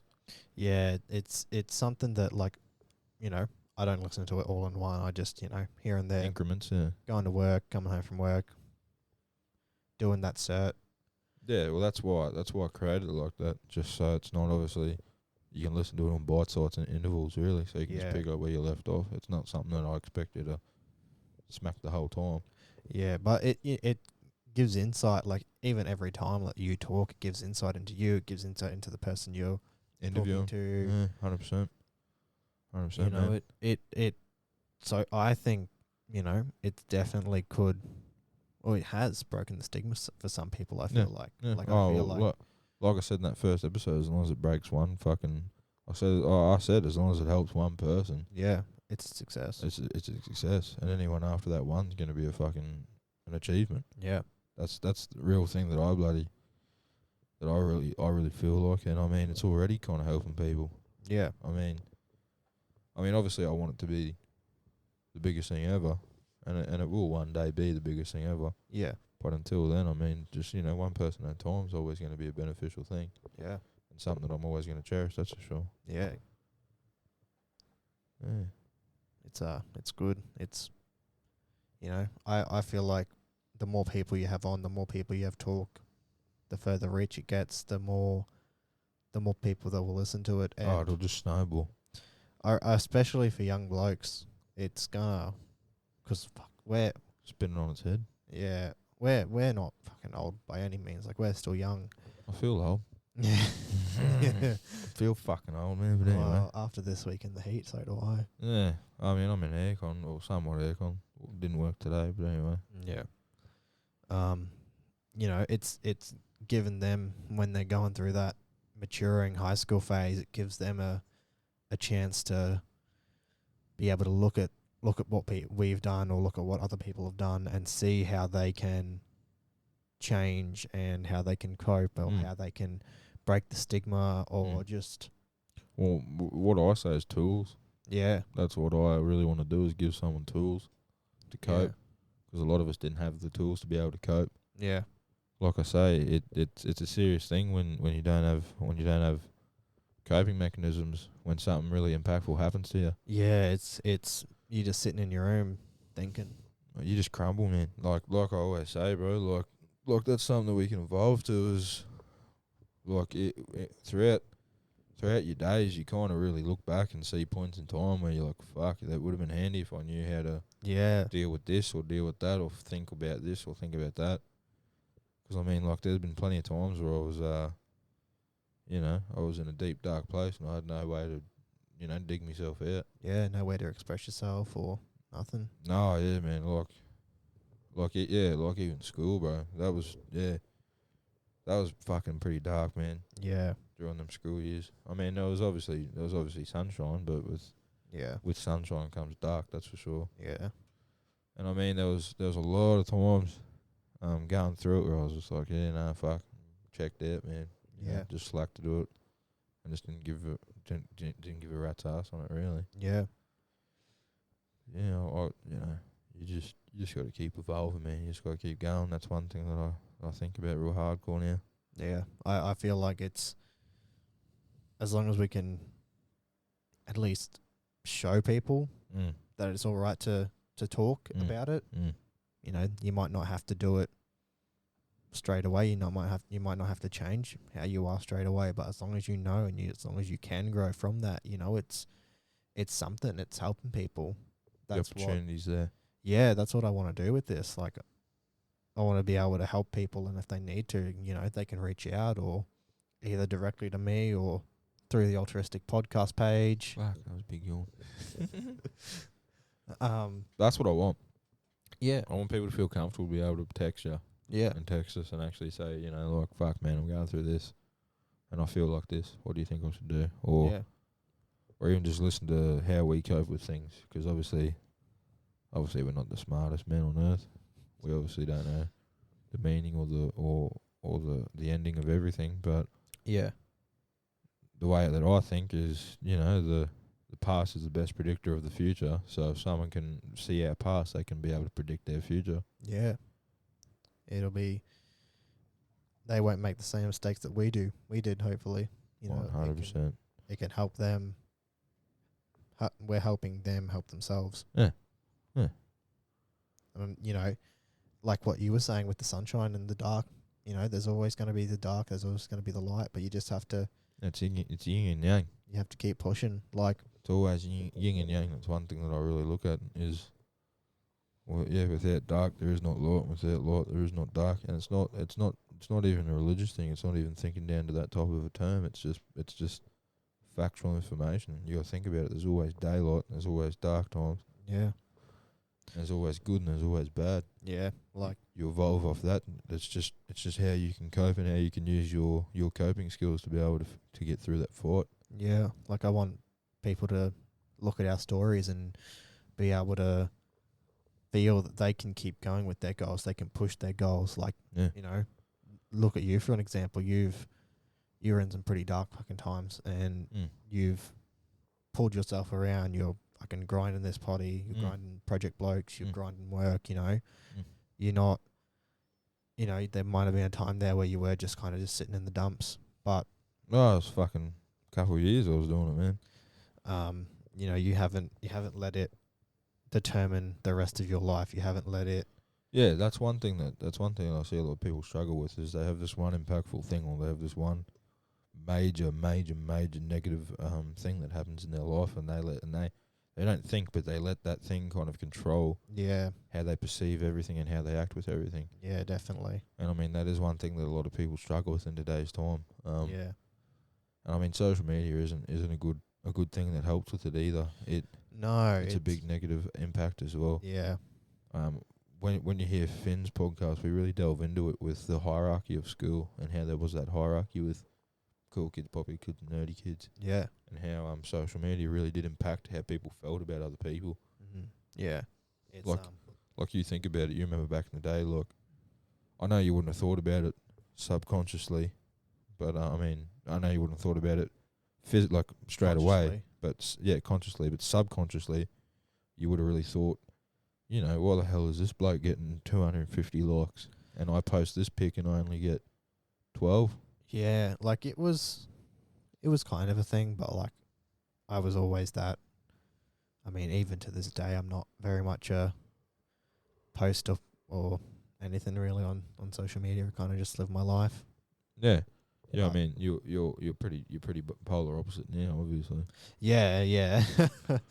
Doing this now, it's, getting it out there, showing people, telling people how my life is, how I've lived it, how how I think that, how I've improved my life and how I've improved myself, and you know, bloody, you keep talking for a sec. I've got some stuff written on my phone. yeah, hopefully giving people the tools that can turn their life around, or turn a bad day into a good day, even if it's just one day, just one time. They, look at something, listen to something, and they turn it from bad to good, or, you just sit up and you realize, fuck, this is bad, but, I don't know if I can get through this, and just kind of try and sit up, reach out to someone, or start grinding work, a project you want, something you want to do with your life, just be able to. Well, you need to have stuff to lock onto. Yeah. That's the thing. The issue is in today's time, people just drive around willy-nilly. Well, they don't drive around, but they just float around willy-nilly, and they don't have something to actually lock themselves into and actually evolve into. Because without that thing that pulls you, without that thing, so if you wake up in the morning, you don't have something to keep going for, you're not going to give any effort. Yeah. That's one thing. Like right now, obviously, I have something that I want to do, and you have something you want to do. So you're going to wake up every morning, and you're going to fucking do it. Yeah. But the thing is with a lot of people, they don't have a purpose, or they don't make a purpose for themselves. Yeah. Because no one's going to hand you a purpose. Yeah. No one's going to sit there and go, here's your purpose. This is what you have to do. The issue is you have to make your own purpose. That's the meaning of, well, this is my interpretation of life. The meaning of life is to make your own purpose and have your own life. Yeah. Without your meaning, it's worthless. Yeah. You have to. Without someone's will to have a meaning, there is no point to have the life. That's one thing that I really approach with it. Hence why depression is such a big thing. Yeah, it is. Like there was a time there where I was hanging out with friends and doing stuff, but I didn't have that thing to stay on, fixate on, focus on. So, some days you'd wake up and there were literally days where I didn't get dressed. Just straight up didn't get dressed, didn't eat, got on the PS4, got on my phone, did nothing all day. But, this relationship that I'm in now, that's helped me, that's given me something to work on, to focus on, to build. This now, with you, this, and when Boys on Tour does come out, something for us to focus on, to grow, to build. People don't even know about that. I mean, you, me, and Jack have sat down. We've decided that we were going to do our own potty as well. I mean, not with the purpose of boys. I mean, not with the same purpose of the Altruistic Podcast, because that's obviously developed and created for men by men to help men. Really, I mean, Boys on Tour is more just kicking the shit and spitting the shit. Really, I mean, eventually it'll go dark in some places, but. Yeah, it's just three blokes sitting there talking, really. Yeah, and that's why we've created it, really, just to give ourselves purpose. Yeah, that's why that was my real big push behind it, is to help give us all the purpose and actually put us somewhere. Yeah, hopefully it'll help Jack a bit. Yeah, help him. Yeah, 100%. He's kind of been up and down recently, as you guys would have heard from his potty, but once again, without purpose, there is no life. Without life, there is no purpose. Yeah. I mean, looking back at my phone, right, because this thing's linked to my original Apple account. Yeah. I found this out a couple of days ago. So all my old notes from 2013, 14, 15, 16 on this phone. I didn't know that. Right. So going through it, I found a couple of fucking interesting things. And this is, you gotta look at this, right? This is 8th of February, 2015. So this is year 9. Yeah. I've written basically, I wrote, when a man enters a relationship, he is a high cost item to a woman. But over time, that alpha male turns into a beta male. This is what I've written, bro. It's weird. I said this alpha male has turned into a beta male, and he's then suffered from death by 1,000 cuts. And then underneath I wrote, you must always stay true to yourself and never adapt or never mold yourself into something else that people want to see. Yeah, that's called weed. I mean, it is true, but yeah, when you think about it, I mean, really have a think about that. That's one big downfall for a lot of people. They always change themselves for everyone surrounding them. You need to stay true to your own self and your own soul. You have to. I think I definitely did do that. Oh, so did I. To an extent, and around certain people. 100%. But it gets to a point where you, like, I've come to accept that I'm me. I'm who I am. That's no change in that for nobody. So literally. You change yourself for the better. You adjust yourself. You adjust who you are. But you work on yourself to benefit yourself, to put yourself forward. Yeah. But there's no point in changing the way that you act for someone else's pleasure. Because by the time, if that does end, and you do end up going back to what you were, it's just time where you weren't yourself. That's time that you wasted.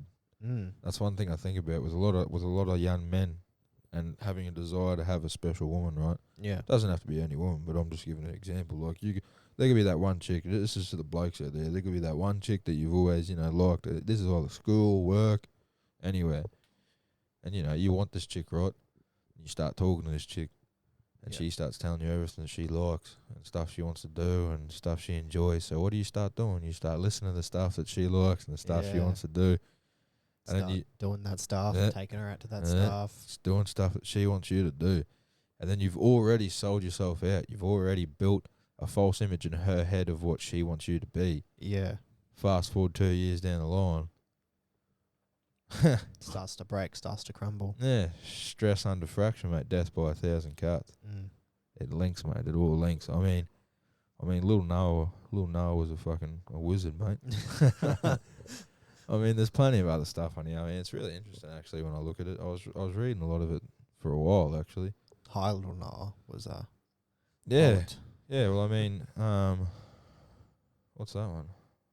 Has no purpose. Here's another one. When a man has no purpose, he finds distractions and pleasure. I wrote that.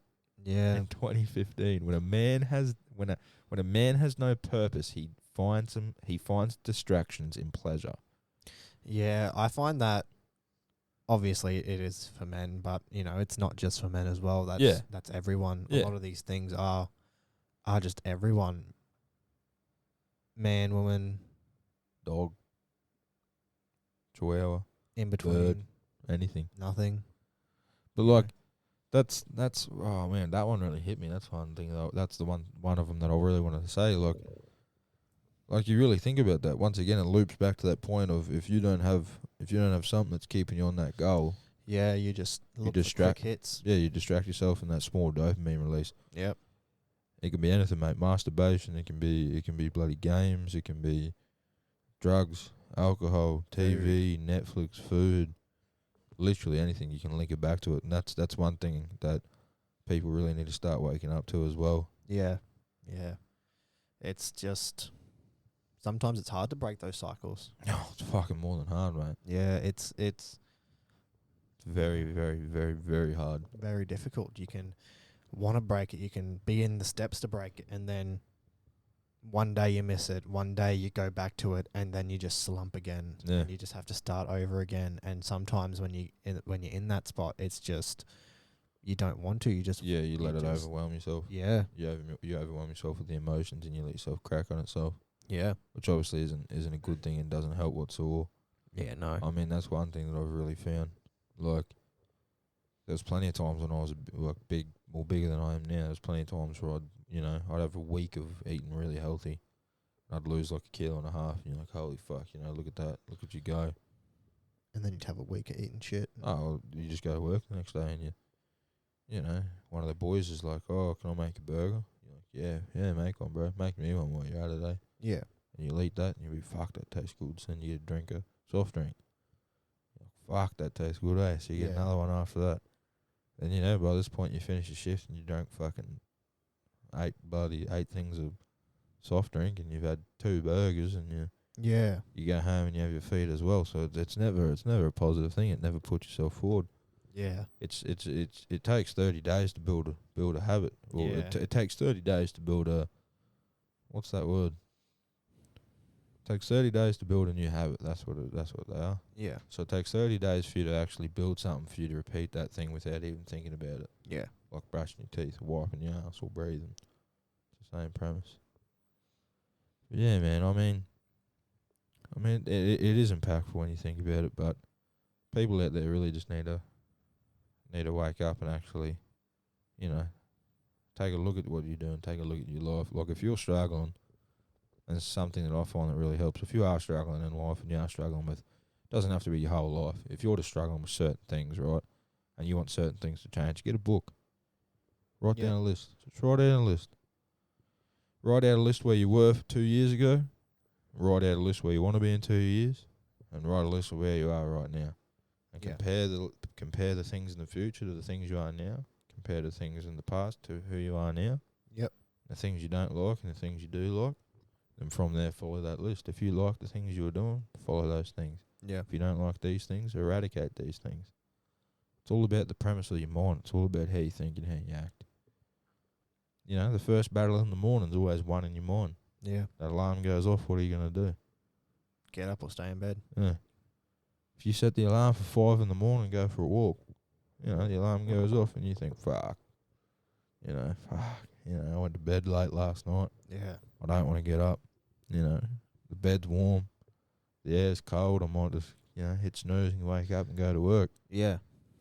But if you can battle those demons and actually just get up and go for that walk, yeah, your dopamine is going to release and you're going to feel a lot fucking better at the end of that walk. Yeah. That's one thing that I really find. Yeah. Yeah, it's difficult, but if you can get into it, if you can get supportive people around you, or just even one person, not even multiple, just one, or even yourself, if you can get yourself into that mindset, that habit, the routine and mindset, yeah. You can do anything. Look, I remember when we did those runs. Oh, mate.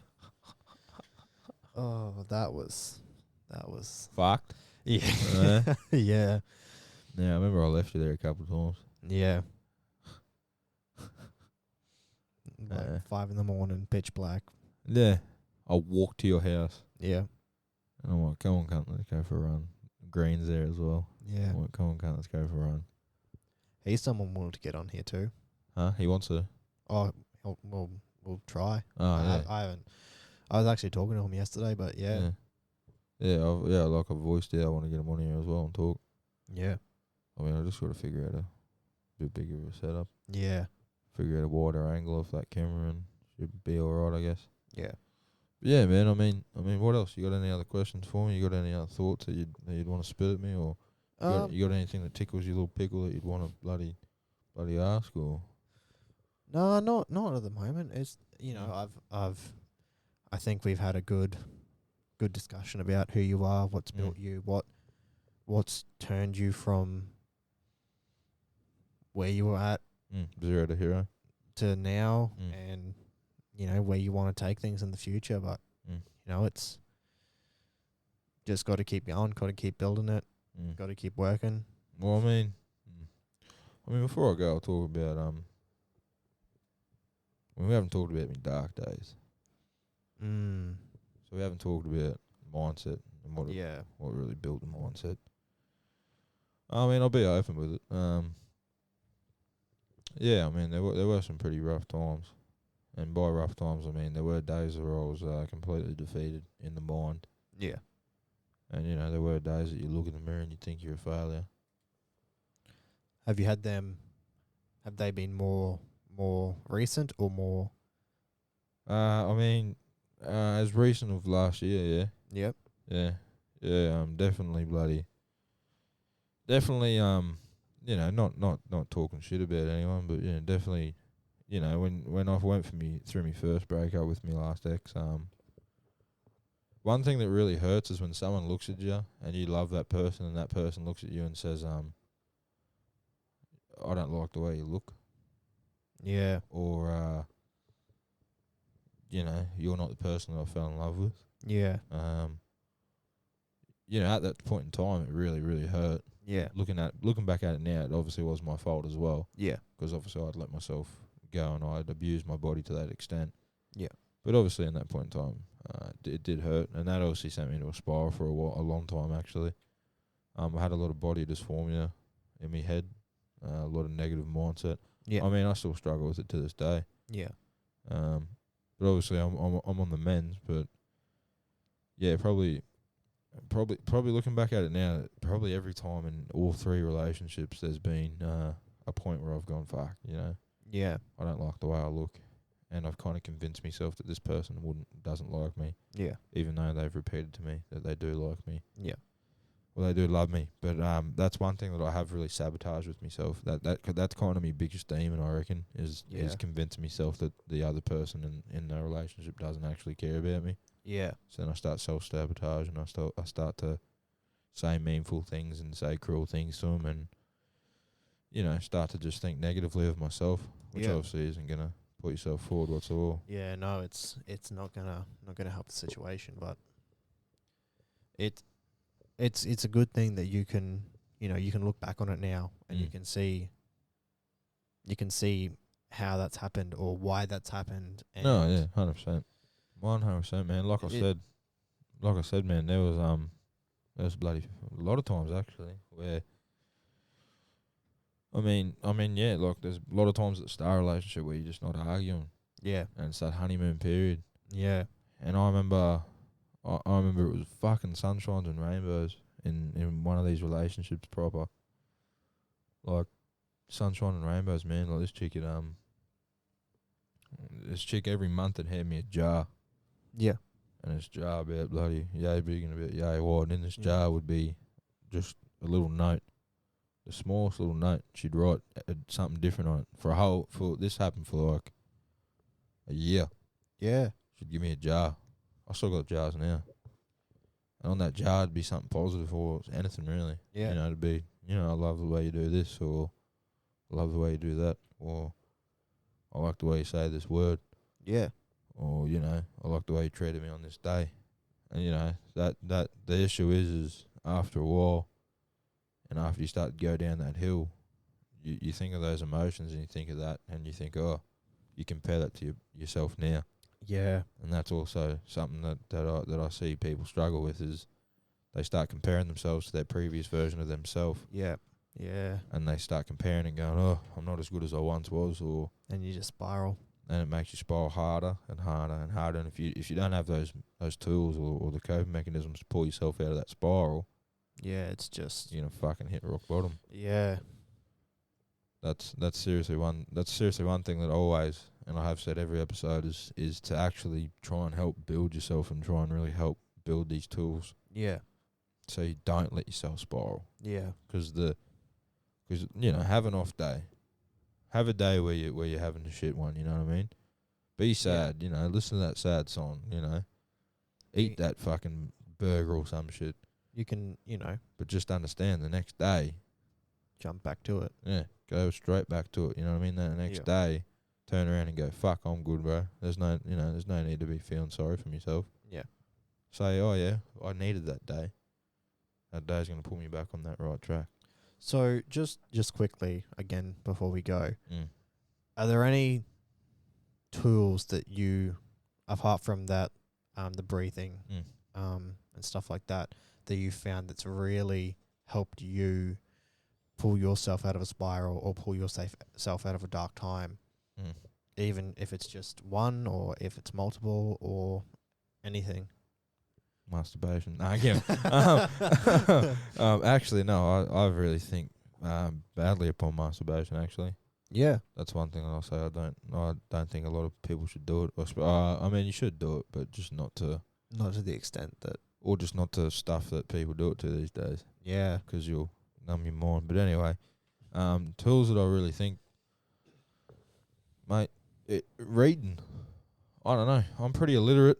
I'm pretty I'm a smart man, but I'm not a smart man at the same time. Reading. Yeah. I read at probably the speed that I talk. Yeah. And I mean, I can talk pretty quick, but I read at the speed I talk. So there's a lot of people that can read super quick. Oh yeah, I can't.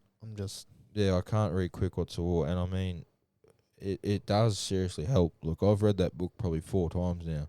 The Subtle Art of Not Giving a Fuck. Yeah. That book's really helped me with mindset and being able to control your emotions. Reading is seriously it's a form of meditation. It's also a form to intake knowledge that you want to learn about. So I'm not saying just read a random fucking book. Yeah. Like, find something that gives you interest and find something that really Find a topic you wanna learn about. Yeah. Even psychology, I'm really into that right now. So I've been reading a lot of Jordan Peterson's book. Yeah. So the 12 rules, a lot of stuff like that. Reading will help you. Obviously, it sounds daunting, but read 10 minutes in the morning, 10 minutes at night, and there's 20 minutes a day. Yeah.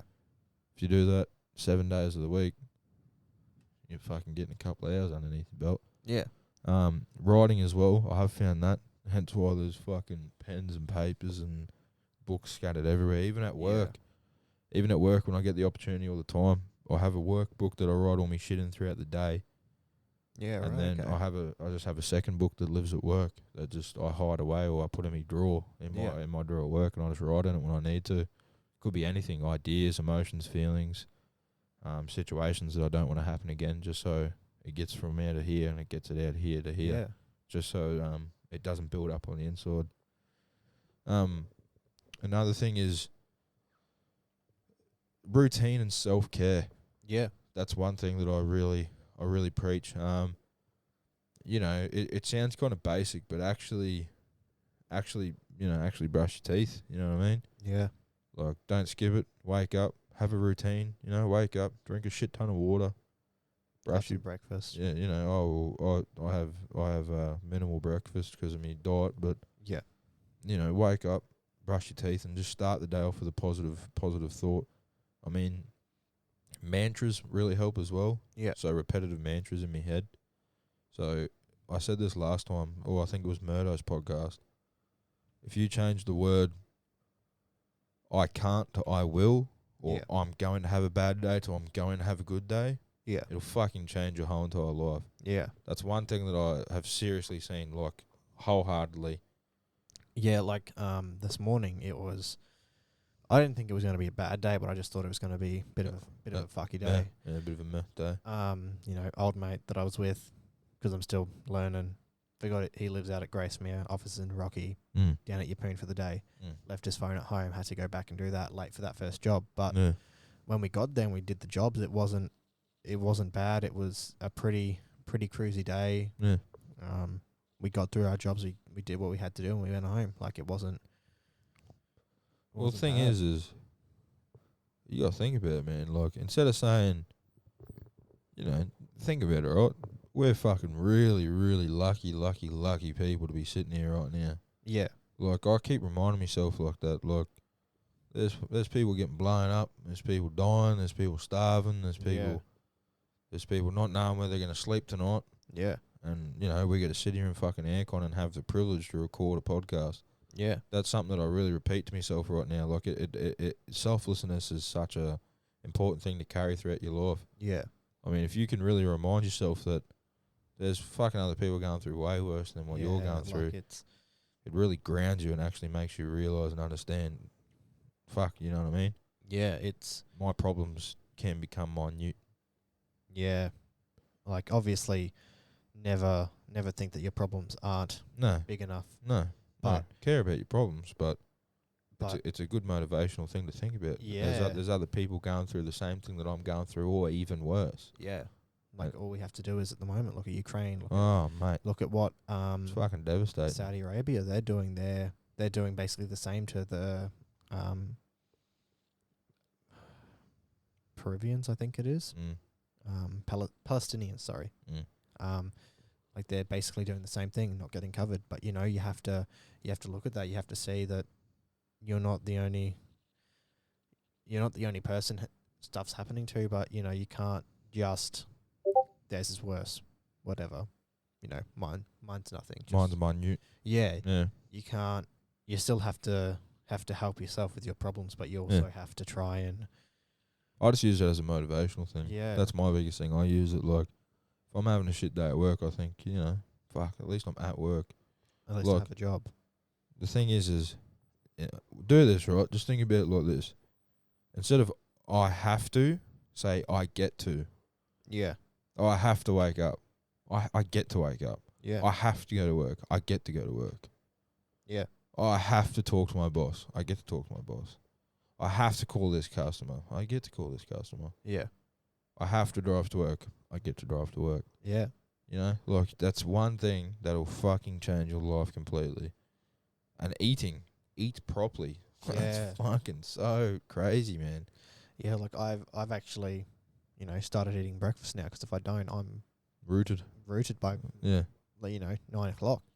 Starting a job at 8 and you're going, and you're just like, oh, should have eaten something. You have lack of energy.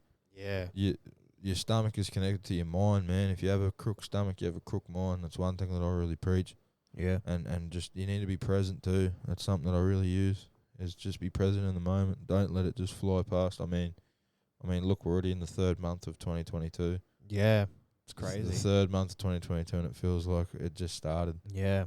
So, I mean, you just got to be present, and you just got to be aware of what's happening around you, and just take in those little things, man. Like, I really sit, like, half the time when you text me in the afternoon, Yeah. I'm outside in that backyard until about 7, 6 at night. Yeah. Because I'm seriously just sitting there with the dogs, and I'm just thinking. Yeah. I'm just processing the emotions for the day. So I don't subside them, I don't suppress them, and that's one thing that really, really does put you forward and actually does put you in a positive mindset. Yeah. But listen, man, I mean, do you got any other questions? You got anything else? Nothing else Not passes really, your man. mind? No. I'll just put it on you this time. Before we head off, is there anything that you want to say to the people? Yeah, make sure you wash your ass. I'm being serious. Yeah.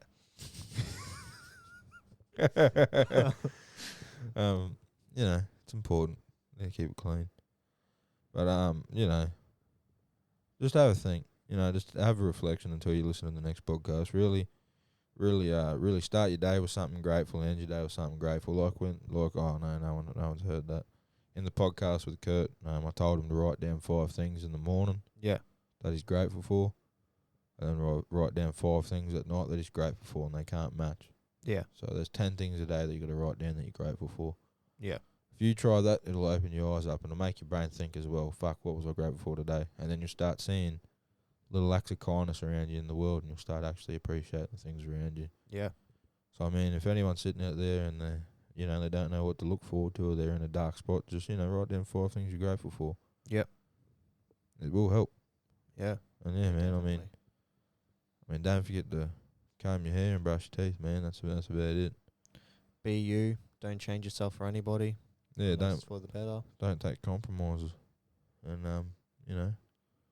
make sure you wear a dom as well. Wear a condom. Strap it before you whack it. Oh, it's got to be positive somewhere, mate. Yeah. It's got to be positive somewhere. Got to be something. Listen, man. I mean, there's gonna be more podcasts coming from us. Yeah. Like I said, I want to get you in more often. We just need to figure out spacing. Yeah. It'll be good. But listen, people. This has been part 2 of the Noah interview. But like we said at the start, we wanted Bedward to give it a go and see what he could come up with. Yeah. I mean, honestly, you've done really well today, man. Thanks. Yeah. Good Thanks for having me back on, letting me have this opportunity, and Oh yeah, 100%. seeing where we go. Oh, well, 2 minds is better than 1, especially with me. So Yeah. 2 of us put together at least equals a bit and a bit. So we'll be able to figure out and formulate some sort of sentences. Yeah. Yeah. But man, I just want to say thank you to everyone once again that's listening. We still keep getting ample people who tell us how much they listen to it and how good they think the podcast is. So Yeah. I just want to say thank you to everyone out there. I mean, Bedward, do you want to sign out? Do you want to end the podcast or what? Oh God. Put the ball on your court. I mean, I always do it. I introduced us, so I'll leave it up to you to say goodbye. Drink your water. Yep. Have a good day. Be kind. Live your life. Yeah. Yeah. You got to say the outro part. Fuck, I don't even remember what it is. Just anything. Or we're sitting on the Altruistic Podcast, so you got to say like, you got to be like, it's been your boy Bedward. Welcome. It's been me. Yeah. It's been Riley. It's been Noah. Yeah. Hope you've enjoyed the Altruistic Podcast for this week. Yeah. Have a good day. Be good. Be kind. Drink your water. Just be you. Fucking see you later, cunts. We'll fucking see you later. Adios. See you next week.